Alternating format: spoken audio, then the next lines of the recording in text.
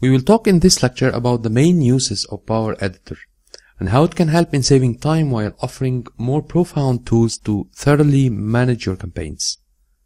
Power Editor, as defined by Facebook, is the bulk ads creation and management tool. It is a tool for advertisers who work at a large scale and need super control on their campaigns for fast, effective, and accurate editing power. You can see Power Editor as the kitchen of ads preparation. It does not deliver ads direct, but you rather import or download stuff to it, make them ready, and then upload back. You will be able to create tens or even hundreds of ads if you want, super fast and easy, and you can edit and slice and dice their parameters in groups. Facebook recommends that unless you really need it and you will make a good use out of it, you should use the regular ads management tool instead. Also note that Power Editor only works on Google Chrome. So open Google Chrome and click the Manage Ads and click on Power Editor. Let's start by getting to know how the Power Editor interface is structured. The left pane contains all your accounts, campaigns, and ad sets. You can navigate your account as well from the drop-down list. The audiences, campaign dashboard, image library, conversion tracking, reporting, billing, and account settings. The list view contains all your campaign assets and ads.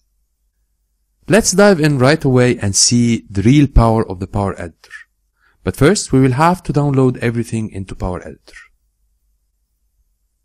The naming here is a bit confusing. The download here is like an import from the Ads tool to the Power Editor. So select the account that you want to download and click here.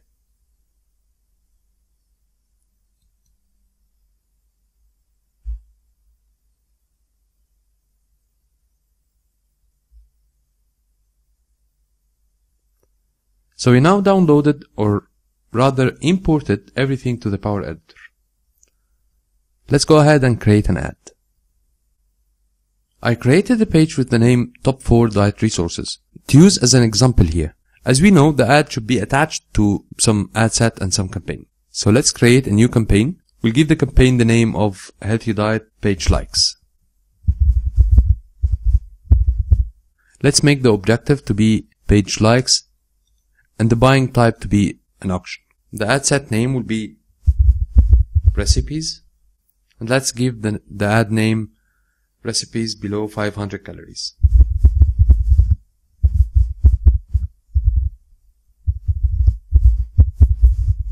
So we select the page that we want to promote. It's the Top 4 Diet Resources.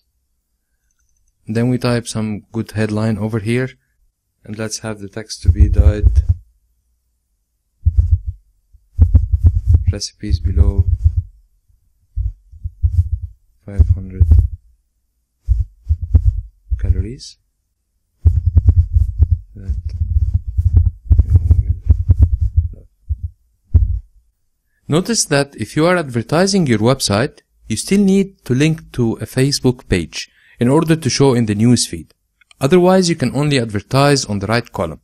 Plenty of options here for the ads placement. We mainly want to advertise for the newsfeed for desktop and for mobile. You can select mobile devices from here. Only you can use this when you are targeting mobile downloads for your application. In our case, we just want to show up in the newsfeed so that users can check our page and get them engaged. Again, if you are advertising for mobile application that is fairly heavy to some users like 15 or 20 megabytes, you might prefer to only show when they are Wi-Fi connected. Or you might lose this click when users think they might like it, but prefers to wait till they are connected to the Wi-Fi, and you know what happens next. They forget all about it. So you mainly lost the call to action power that you have been building up to. For the right column placement, I strongly advise that you review the lecture of ads placement and decide which ad placement you will use. The right column is currently less attractive and have a very limited CTR, though it might be relatively cheap due to the advertiser's competition concentrated on the newsfeed ads. We then come to the audience section. I believe you talked enough about the general targeting except for the custom audience and retargeting. So we select in the location the United States, and we can get United Kingdom as well.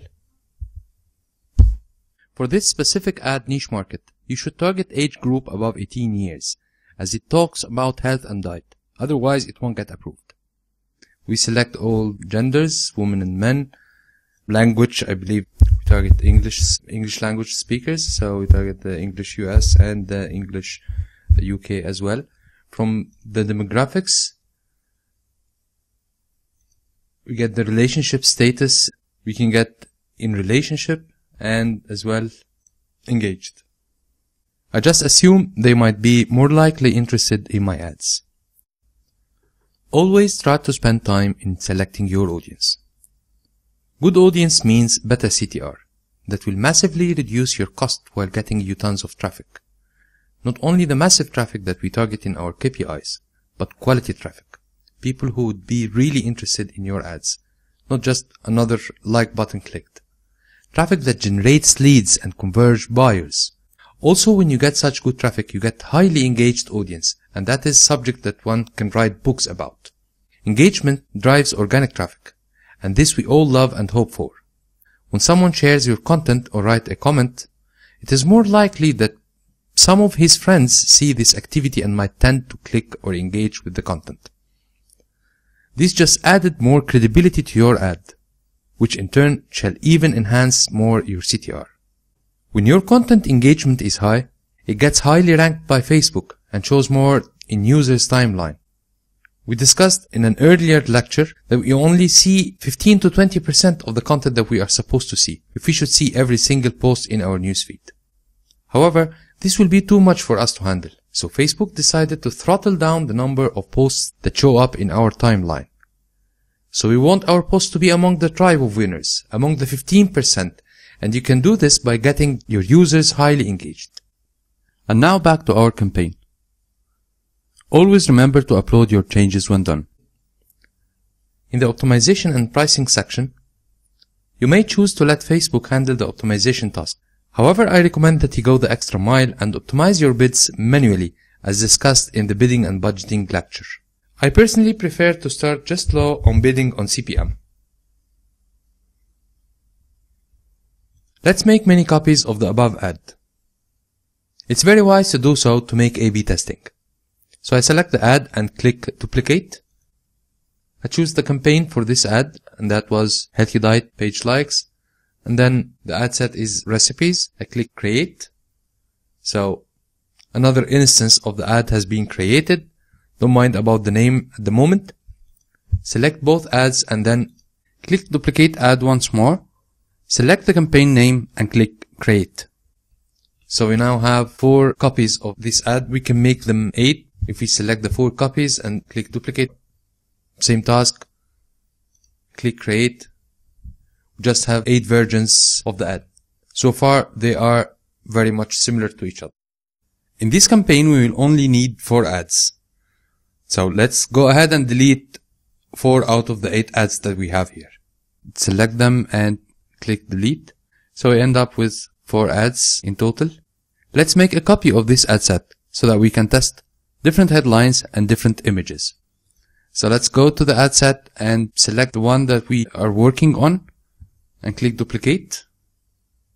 We'll need, of course, to select the campaign name and click create. That's simple. So we now have 2 ad sets. Each one has 4 ads. So we need to test different headlines. For example, trying to tackle your audience problem with some questions like, do you hate your diet? So let's make this one the headline of the ads. But first, let's rename the ad set that we just created to be question headline. So click into the ad set name field and type question headline. Just click outside and it's saved. Now let's go to ads and change the script. So you can find here the question headline. This is the ad set that we just created. We select the 3 ads in this ad set and we go in the creative and change the headline here. Do you hate your diet?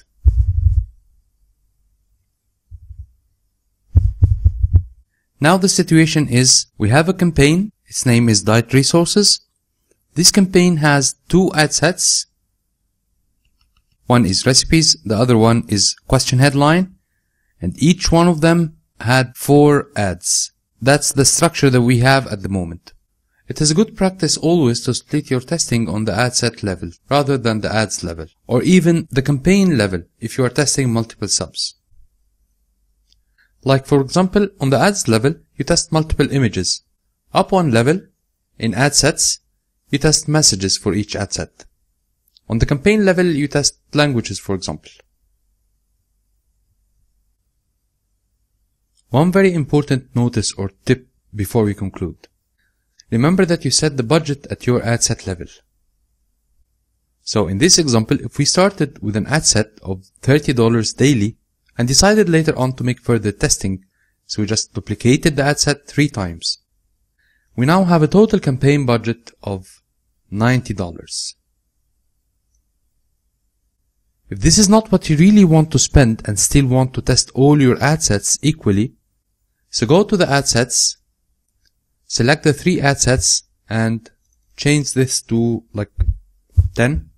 So the total campaign budget is $30. We discussed the main uses of Power Editor and how it can work for our benefit and saves time with more control on the ads creation task. This is not everything, as it is mainly for the use of advertisers or agencies, not even the small ones, but those who have huge number of campaigns and ads. In the coming lecture, we'll talk about the website custom audience, or is known as retargeting or remarketing.